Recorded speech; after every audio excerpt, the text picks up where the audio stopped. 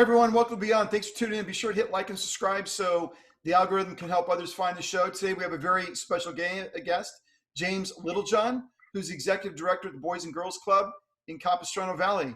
James, welcome. Thank you, Ben. It's a pleasure being here. Thank you for having me. Yeah, so glad to have you. So I had a chance to read your biography. You've been really super involved in the Boys and Girls Club. Before I jump into that, take us back to where it all got started for you in this journey that you're in now. Wow, that's a could be a loaded question, but it started for me when I was 7 years of age. I'm a product of the Boys and Girls Club. I grew up in Alameda, California, in Northern California, and I attended the Boys and Girls Club of Alameda Boys and Girls Club. No, actually, it wasn't Boys and Girls Club. Back then, it was the Alameda Boys Club. We were just boys. No girls were allowed. Well, that's kind of a bummer, right? Well, or maybe not when you're 7. For me at the time, it was okay because I had 5 sisters at home. So, so you're trying to get away from all that. So it was great getting away from them for a while. Or I would say I had 5 moms. So basically, I've been with the Boys and Girls Club predominantly all my life, just a little bit close to 35 years as a club professional now. It's a long time. So as you sort of go back, as you're going through that process, the Boys Club in Alameda County, and obviously it was instrumental in your development. You're obviously heavily involved with them now. What would you say were some of the adversities or setbacks you experienced along the way, and maybe how did the Boys Club really help you think about and shape your approach to some of the challenges you came across? Yeah, and I think I need to go back to that time when my mom told my sisters to take me to the Boys Club for the first time, and when I was 7. And I come from a welfare family, 9 kids, and we really didn't have much. We had each other as a family. We had a great family. We were very connected. My mom worked 2-3 jobs as a housekeeper, and really didn't have to expose us to a lot of positive environments that we could be exposed to living up in the Bay Area. So I had 3 older brothers. They all attended the Boys Club at that time. And so she knew that I was number 8 out of 9 kids. And so by the time I came around, I could almost get away with anything. And so she told my sisters to take me down to the Boys Club to get me involved in that. And that just took off for me, they exposed me to so many positive experiences that my parents would never be able to expose me in. I learned how to swim at the Boys Club. I backpacked into Yosemite.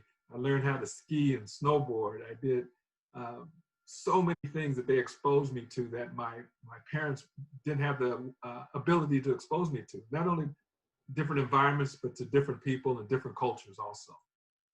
Yeah, that's really important. I was going to say, man, if you're 8 of 9, man, by the time if you're getting away with everything, that's because your parents are tired, right? I mean, Exactly. That's a lot of parenting, a lot of years, a lot of energy. So you came around at the right time. So, it's interesting what you bring up, because I think what's happening in America today, and certainly the inner cities, and how do you get people experience and exposure and culture, and how do you get them to see a bigger picture of the world? It seems to me that the Boys and Girls Club could be an instrumental play in the lives of a lot of youth in these communities that, in my mind and experience, they're very talented, they're very, very smart, but yet their environmental factors don't always encourage those best choices, right? That experience base really need to be successful in this world. So I don't know if you've given it some thought, but it seems to me that this Boys and Girl Club concept could be a really big impactor and maybe change a pace, if you will, of what's going on in some of the inner city communities. And it has, through not only in our city in San Juan Capistrano, in our county in Orange County, but even the state and across the country. One of our models is whatever it takes to make great futures for our members, and that's what it is. I have been around so many kids for my career with Boys and Girls Clubs, and what they all say right before they leave the club is the impact that we had on them.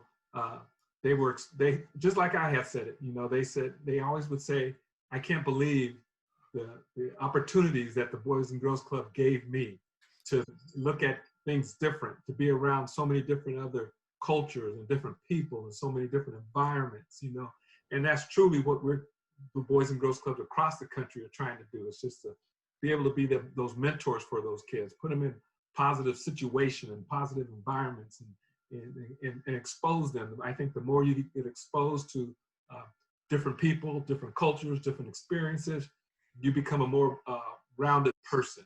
And you're able to achieve and communicate with different people about different experiences. It's just it's really exciting for me, and I know for a lot of the Boys and Girls Clubs around the country how we deal with kids this way.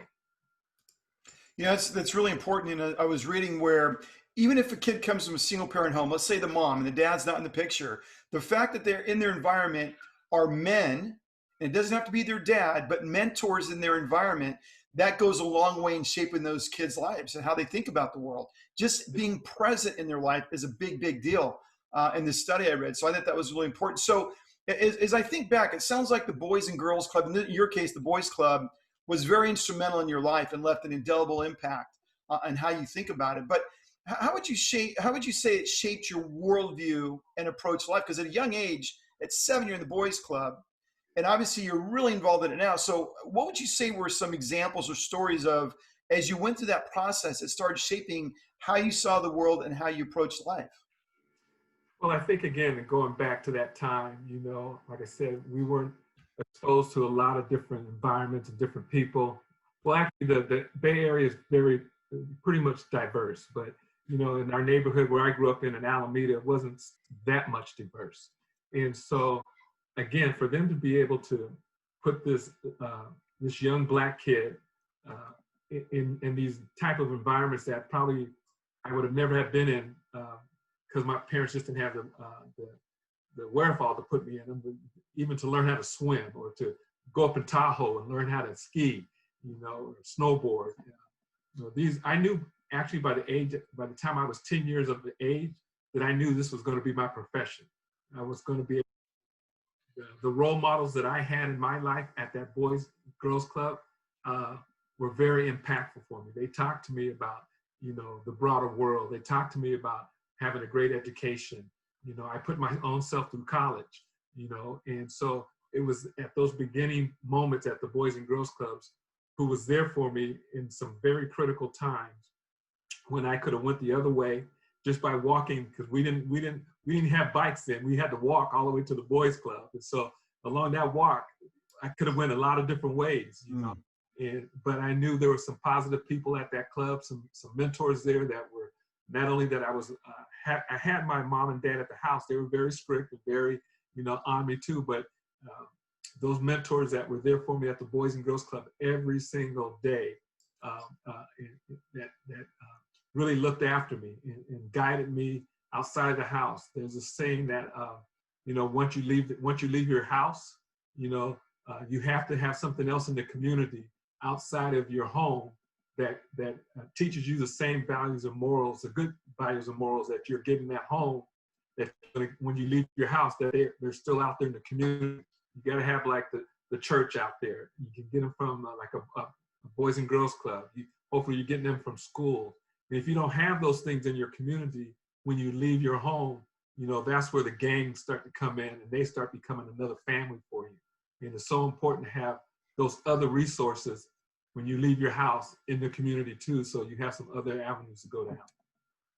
Now, that's a good point. If you think about it, anything that has a hole in it will be backfilled. Anything that has a hole will be filled with something. And if you don't have it's sort of like a triad, right? You get the Boys Club, you got the home, you got the church, or you have some moral construct. Really, really important because, at the formative stages, we're all minds full of mush, right? We're very impressionable. And what I find most amazing in your story is at the age of 10, you had a clear-eyed picture of what you wanted to do. And I think it goes back to the impact of this organization on your circumstances and how they walked you through some of these things you went through. And that's just really remarkable. And so I guess the next question I have is, obviously it had a direct impact on you. You wanted to shape the life of people you came across. Is that where you say you got your passion, for touching the lives of the young, is through that experience? Or was it just an accumulation from 10 to 14 to 16 as you matured and sort of got a different perspective on life? is that when it really started to take root that, hey man, I really, really want to devote my life to making sure I help at least play a role in getting the youth on track? Yeah, it was, and my mentors at the boys club, you know, I would always tell them, this is going to be my career. I wanted to be 10 for the rest of my life, because what they did for me was unbelievable, and when I knew they were getting paid for it, I thought, whoa, this is great. I can have my own gym. I can have my own wood shop. I can have my own pool hall. I can be 10 for the rest of my life, if I'm going to environment, I said, like, this is a pretty cool job, and Yeah. I take kids on field trips, take them to ski, take them hiking up to Yosemite, fishing, swimming. I was like, wow, what more kind of a job do you want, And it's paid for. and you get paid for it too, Right. It was very early on. I knew, and like I said, I come from a big family. I was an uncle. First time I was an uncle when I was 10 years of age, no, actually probably I was 8, and so I had younger brothers. They were my nephews and nieces, but they felt like my brothers and sisters, and I'd always used to take care of them and make sure that they were doing right. So between that and very early on when I got to the club, especially by the time I was 10, I was already a young mentor for some of the 7-year-olds, and 8-year-olds, and it was just something that I guess I was born with and was gifted with, and it made a very impactful impression on me that I knew by 10 that that's what I was going to do. So That's awesome, and so, for people sitting on the fence about the Boys and Girls Club and what does it really mean, and should my kid go there, can you share an example of a story, in terms of the Boys and Girls Club where, in terms of a child that showed up there, can you share an example of how a child was directly impacted? So that, again, people listening to this are kind of like Boys and Girls Club. They may have their own ideas and conceptions about it or misperceptions about it. Can you give like a concrete example of how the Boys and Girls Club reached in the life of a child and just turn the corner for that child? Yes, I have a great example for that. We have at our organization right now in San Juan Capistrano, we have a young gentleman. He's now our athletic director, but he started coming to the it's full-time athletic director, full-time job, benefits and everything. But he started coming to our organization when I think he was probably in the 6th, 7th grade, and he lived with his family that lived with 5 other families in this house. It wasn't even a house; it was an apartment. And he was one of 3 kids. His room, where he slept every night, was in the closet. And he used to see a lot of the kids. The middle school he used to go to is right across the street from the Boys and Girls Club. So every day he would walk home and he would see all these other kids coming to this building. And they always seemed to be having a smile on their face, and he never knew about it. So one day he talked to one of his friends he knew was going there, and his friend said, "Why don't you just come by and take a look?" And so he did, came over, and one of our staff greeted him, and the first impression is always the best. And so right after that, he started coming. His parents allowed him to start coming to the club. They didn't have the money. We do a lot of scholarships for the kids. Those who can't afford it, we provide scholarships for them. And so he started coming to the club on a regular basis. Make a long story short, he became one of our youth of the months. Every month we select a kid in each of the different areas, be it education, be it the arts, be it technology, be it athletics or whatever. Our staff will pick one kid for 4 different age groups to be the youth of the month. And so during his time, he was selected youth of the month a lot in a lot of different areas. When he became a senior at high school, he was selected to represent our Boys and Girls Clubs of our whole organization as our Youth of the Year. You can't become a Youth of the Year unless you become a Youth of the Month during that year. So he's representing he got selected to be our Youth of the Year of our whole organization. And what does that mean, James, the whole organization? Give us some context. How many chapters? What does that mean? What does the organization consist of? Our organization consists of 3 branches, one in San Juan, one in Aliso Viejo, and one in Rancho Santa Margarita. So each of those sites can have a Youth of the Year, and they'll go into competition against the other 2 branches. those kids, and they have to do an essay about what the club means to them. They have to get recommendations from adults in the community. They have to talk about their brand, their personal brand. They have to give a 3-minute speech. So it's pretty intense to become a Youth of the Year. And once you're selected to become a Youth of the Year, then you go into competition against the other 14 Boys and Girls Clubs in Orange County. And if you win there, which he did, he then goes into competition against the state of California, all the winners of each of those counties see if they win the state. And then if you win the state, then you have a chance to go for the region there's 5 regions of Boys and Girls Clubs around the country. We're in the Pacific region. So all the states on the West Coast, including Alaska and Hawaii, you're trying to win that competition. He won that. So he represented the Pacific West during his year. And then for winning that, he gets to go to the White House in Washington. Oh, wow. And meet the President of the United States. And so he had a chance to meet President Barack Obama. And wow. So I always tell this story because I always tell him he went from the closet to the White House. And then he graduated from high school. He was a valedictorian. He went on to be a student at UCI, University of Irvine, UCI in California, right down the road from us. And then he graduated there a couple of years ago. He's now, like I say, he's our full-time athletic director. And he's ready. Just last week we talked to him. He's going to get into law. He's trying to get an internship with one of our board members because he wants to become a lawyer, an attorney. So again, coming from a family, his room was in the closet, first generation Hispanic family, to now going to the White House to now to eventually be an attorney and be into law. That is a completely inspiring story. And I can't think of a more impactful story in how this kid just took a hold of the opportunity and just drove the process, and certainly had a lot of people around him encouraging him. And the idea of going to the White House and not stopping at UCI, but also now pursuing law school. What an incredible story that the impact of the Boys and Girls Club made this young man's life. So as people are listening to this, you mentioned scholarships. What kind of programs, if I were to send my kid there, what kind of programs are available to the kids? Because not everybody's an athlete, not everybody's an artist, not everybody's going to be a mathematician. What kind of programs do you have that really blend the different skill sets of kids that show up?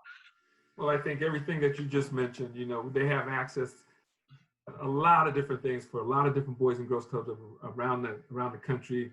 They dictate those programs to their own communities, what's really needed in their communities. But some of the programs that we'll have and provide for the kids are, tutoring, reading, math, the arts, technology, leadership programs, public speaking.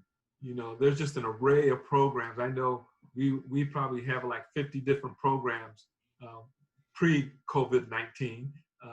We have about 50 different programs that we would run that the kids had access to. And membership fee for each member is like $80 a year. And those who can't afford the $80 a year, we provide scholarships for them. 88% of our kids are on the free and reduced lunch program, which means they qualify for free lunches at school and the ability to be scholarshiped into our program. So how do people, their kids are busy, they're in school, their lives are full. How do people find time, or the kids find time to be involved in the Boys and Girls Club? I mean, how do they balance all that? Well, I think it's sometimes it's the kids, sometimes it's also the parents. How do they balance it? And they need that balance because a lot of the kids' parents are working, single parents. But in this day and age, even if you have both parents, both of them have to work. You can't just have one parent working most of the time. You got to have both parents working to the cost of living and everything. So it's also for the parents to balance their kids' life. And so while they're working, they don't want their kids to be latchkey kids, being at home by themselves.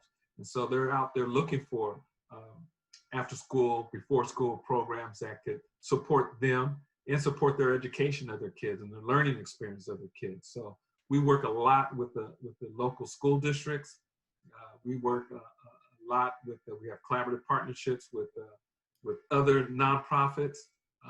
Word of mouth is huge. You know, we're the youngest Boys and Girls Club in Orange County. We're 27 years old. We're the youngest out of all the Boys and Girls Clubs. There's some Boys and Girls Clubs who are, I'm sure, close to 70, 75 years. Boys and Girls Clubs, our national organization is Boys and Girls Clubs of America, which has been around close to 160 some years. And so we're the oldest serving youth organization in the United States. A lot of people would say it would be the YMCA, but the Y was imported from Great Britain. Right. Yeah. So you mentioned COVID. You know, so many organizations have been impacted by COVID. You know, whether you're an organization that puts on meetings and you make your money by people showing up to meetings or whatever it may be, so many people have been impacted by this COVID. So how has COVID affected the mission? And what have you done to be able to still connect with these kids, even though you can't, you know, it's not the same construct or the same approach that it was pre-COVID? Yeah, I mean, a lot of nonprofits, just not the Boys and Girls Club, have been forced to think differently about how they are serving their communities. And in Orange County alone, like I said, there's 14 different Boys and Girls Clubs organizations spread across like 25 different cities. And we collectively serve more than 90,000 youth under the age of 18 years of age. So we're pretty impactful in our Orange County community, especially as, you know, we've all had to shelter in place for a while there, and the school districts had to shut down. We stepped up. All the Boys and Girls Clubs in Orange County stepped up, and we just collectively thought about our mission and what we're doing for the kids in Orange County to provide comprehensive resources at home activities, child care services. I mean, an array of things. We're now providing, when it all happened, when it all shut down, we right away, we couldn't serve kids in-house. Our buildings weren't ready to serve kids in-house, to be hygienically ready to serve kids, taking temperatures and having PPEs and all that. So we shifted within the days to start providing virtual programs, online programs on Zoom, and to stay connected with our kids. And so we were averaging close to probably 120 kids a day online that we're providing, continue to provide programs and services for them online. It's really tough because pre-COVID-19, we were serving close to 500 kids a day out of all three of our branches. Mm-hmm. Now we're down to 150. So I'm still concerned about those other 300 and some kids that we're not being connected to because of the digital divide. They don't have access to the technology, the computers. At one point in time, the school districts were letting them have their Chromebooks, but I think once the school was over, they have to turn the Chromebooks back in. Right.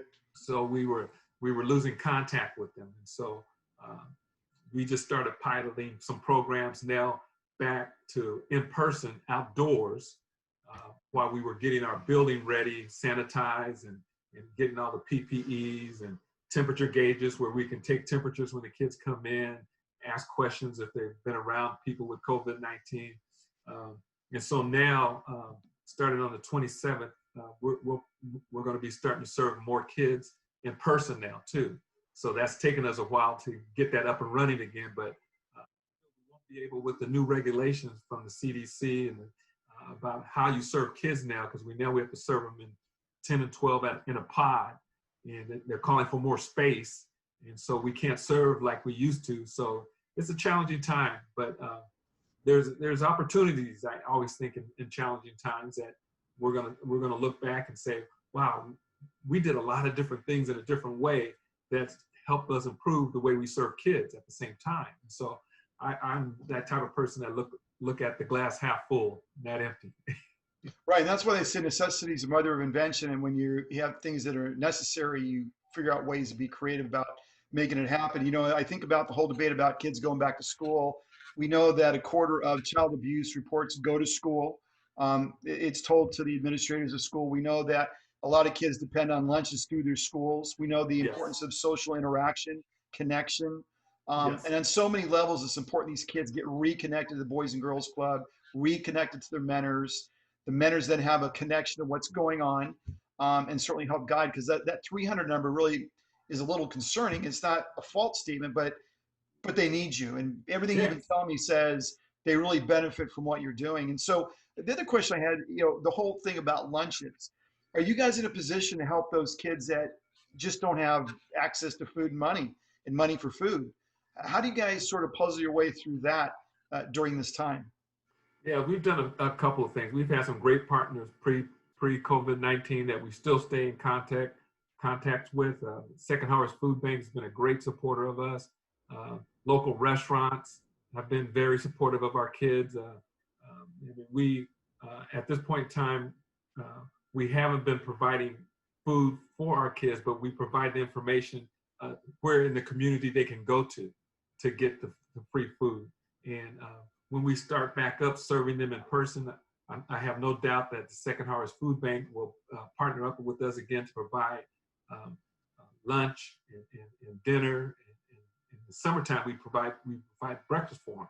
So we want to make sure that it's not just physically staying active, but we also are very concerned with their mental health and making sure they're mentally healthy and stable. And again, whatever it takes, that's what Boys and Girls Club is all about. That's what we want to continue to do. But we definitely make sure that the kids have food. We even help sometimes with some of our members who don't have a place to stay or can't pay their rent.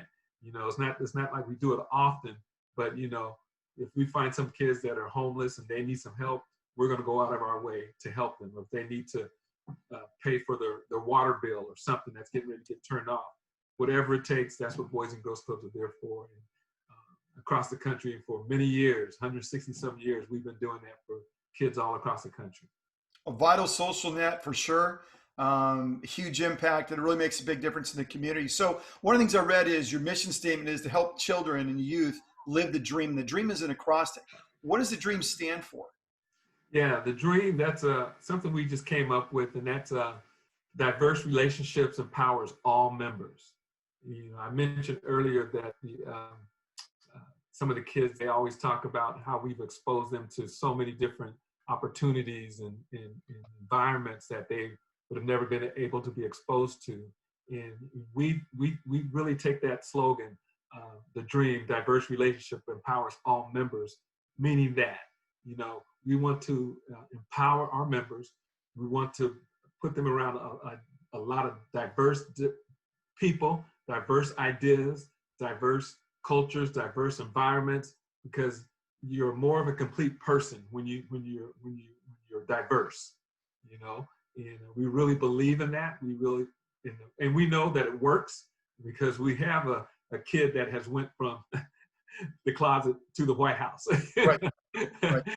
So it's something that we're just now really focusing in on. It's something that we've been doing all along, but now we put a name to it, and we think that's going to hopefully drive the message even further and help us with the investments in partnerships in our local communities and around the country.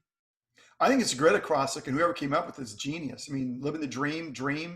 Right. Dreams are what we're all made of in our lives when we are young and we sort of set our sights on something. What do we want to accomplish? What we want to achieve? So certainly kudos to the person that came up with that, or the group of people that came up with that. So let me transition a little bit from the Boys and Girls Club and go kind of back to you, because you're a critical mentor here in the lives of these children, I would argue. And so as you look back in your life, what are some of the most important lessons you've learned in life, or maybe the most important lesson you've learned in life?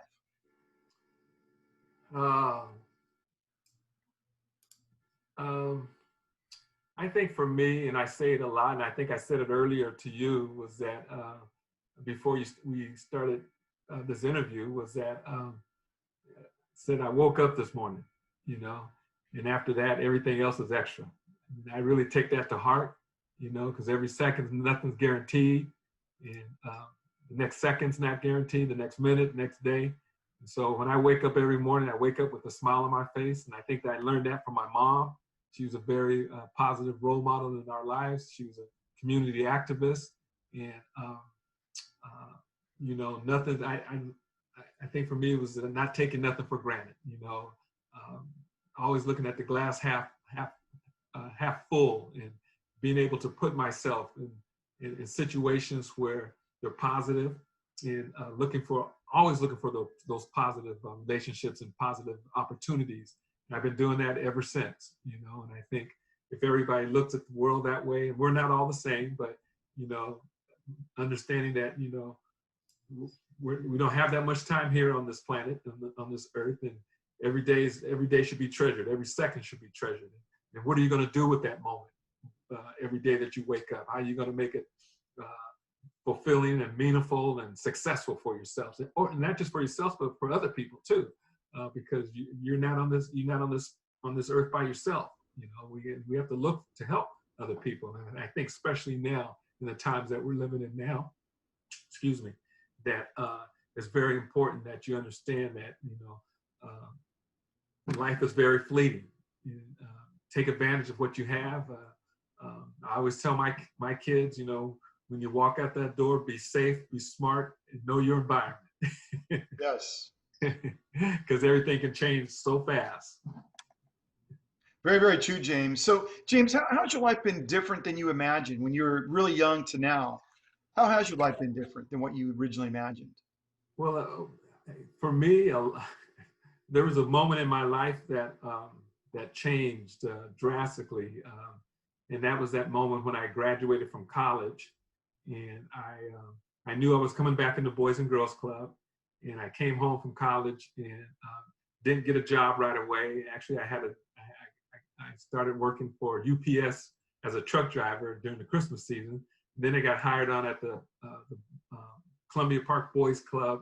Again, it was a boys club in San Francisco in the Mission District, and I became their athletic director.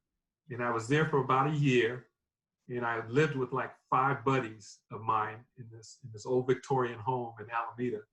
And one of my buddies was out of work, and he went down to the open airport, and he was applying for a mechanic job at one of the airlines. This airline's called World Airways. And while he was there, he seen that they were all hiring for flight attendants. And so he picked up an application and thought that would be a perfect job for me. He filled out the application with all my information on it, got back to my room, pulled out all my info and filled out the application, turned it in without me knowing it. Long story short, I became a flight attendant, and with this company called World Airways. And again, knowing my background, how I was raised and everything, the last thing that I ever thought that I would be doing was be flying all over the world, seeing the whole country, seeing the whole world. And I did that for about 10 years. And that really gave me a perspective on life, and that I love America, but there's so much more outside of America that we haven't seen. And to be able to say, wow, I've been to all these different places. The places I've been to, I used to pinch myself, you know, to really welfare guy, black, in all these different places. Really, what would my mom and my dad say? You know, it was unbelievable, you know. And so that changed. That was a big part of my life from the time I was born until now, that I had that moment in time where I had a chance to travel and really, really see the world. So. Yeah, what a gift, man. That's awesome. That perspective you get, other cultures, other people, the whole interpersonal dynamic you kind of develop from. And so what advice would you give your younger self? If you were to talk to yourself back at 15 today, let's say you're one of those kids you're mentoring, what advice would you give yourself now? I think the advice I would give myself now would be to, I think I pretty much say the same thing. Live the dream, you know, live the dream, you know, be around diverse people, diverse relationships, you know, empower yourself, empower people around you. You know, it's huge, you know, it's very huge. And, you know, don't take anything for granted. You know, I mean, just for being able to, right now we have to social distance. I can't even hug people. I can't even shake their hands. You know, we took that for granted, you know? Right. And we can't, and all of a sudden we can't do it anymore, you know? And so not to take anything for granted, any positive thing that somebody offers you, offers you, expose you to, go at it, take it with the vigor, be a part of it, be in that moment. There's a lot of good people out there that want to help each other, that want to help us. I always think that I always tell the young teens that, don't be shy when people want to help you, have as many friends as possible because they may help you down the road. My mom taught me that. And so definitely for me would be live the dream,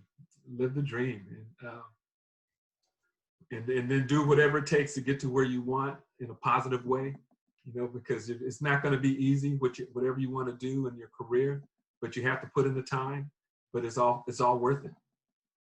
Yeah, 100%. That's sage advice, James. And so as you look back, what are you most, in terms of your accomplishments, what are you most proud of, either personally or professionally? What makes you most proudest in your life? I think the thing that makes me the most proud is, my family. I have a loving wife. I have 2 great kids. I couldn't ask anything more. They're the joys of my life. That's what makes me get up every morning. They all have my back. Family's been very, even though we were a welfare family growing up, we were all tight. My mom and dad, my dad actually was an alcoholic. And so I didn't really get to know him that well. He died when I was 15, but still he was in the household with us. He stayed with us. And by the time he died, he wasn't an alcoholic anymore. He was going to church and everything, but we were still together as a tight-knit family. And so learning those lessons from my mom and dad and my older sisters, like I said, they also were my moms, so really wanting to have that close-knit family. And so I lucked out again with my wife and my 2 beautiful kids. And that's my heart. That's it right there. And James, one would argue you are living the American dream today. I mean, what an amazing story you just shared. It's touching, man. And the idea that this organization touched your life in such a profound way, and you had these amazing parents that were gifts from God that steered you along that path, and that has brought you to be the man you are today. That's literally touching hundreds of lives, I'd argue, because every kid you touch, they're connected to a lot of people. And that resonance, that touch, that connection you have with those kids, it's sort of like that pebble in the pond where you throw it in there and you get the ripples that come out. And exactly. It's just exciting to see the impact you can have on these young lives. And this kid that went from the closet to the White House. I mean, you don't just get those stories every day. No, it's amazing. It's amazing. And I do thank God every day, when I wake up to, be able to be in the situation that I'm in, the position that I am, to affect young kids' lives in a positive way. And I definitely have some great supporters, like all the Boys and Girls Clubs around the country. We have a great staff. We have great boards. We have great investors that really believe in our mission, as you mentioned, our values and our morals of what we're doing for the kids in our community. Well, I'll tell you, if there's a time now for people to invest in nonprofits such as this is the time. With what's going on in America and the need for direction in the lives of our youth and the disillusionment, this is the time and the place to place those bets, make those investments. And really, it's about investment in the future. I mean, that sounds trite, but it's so true. And I think what you see going on in America today, even more so, you see the need for community, family, mentorship, hope, a future. And so I know you guys do raise money. And Yes. So for the investors out there, if you guys are thinking about where to make your investments, in my mind, there's no better place than in the Boys and Girls Club, because that's the future. Well, I appreciate you saying that, because, the future is our kids. And if we don't take care of them, they're not going to take care of us. They're not going to take care of this world. And so it is an investment. And so we do have a website you can go to, www.bgcresources.org. Once again, www.bgcresources.org. And you can invest in all the different local Boys and Girls Clubs in Orange County. specifically in your area. So thank you, Ben, for mentioning that. Now, James, that's fantastic. Is there anything we haven't covered you'd like to share with the audience? Let's see. I think we covered a lot. Just know that the Boys and Girls Clubs in Orange County are out there to support the kids. We've been supporting kids and their families. We're going to continue to support them. That's who we are. We're going to do whatever it takes, and we're going to provide that dream for our members. We want them to become responsible citizens and leaders in their own communities, and that's what we do. So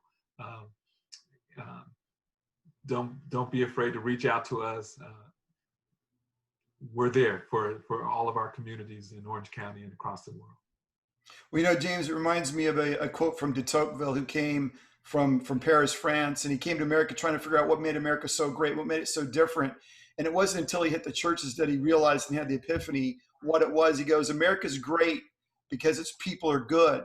And when its people cease to be good, America will cease to be great. And when I listen to your story, again, what magnanimous parents you have, because you're a man that's making America a better country, a more impactful country to the youth. And really hats off to you and people like you that are doing what you're doing. Because to me, if there's hope in America, it's from people like you. And thank you for what you're doing. Thank you, Ben, for having me today. Yeah, I really enjoyed the conversation, James. Thanks. Thank you. Take care.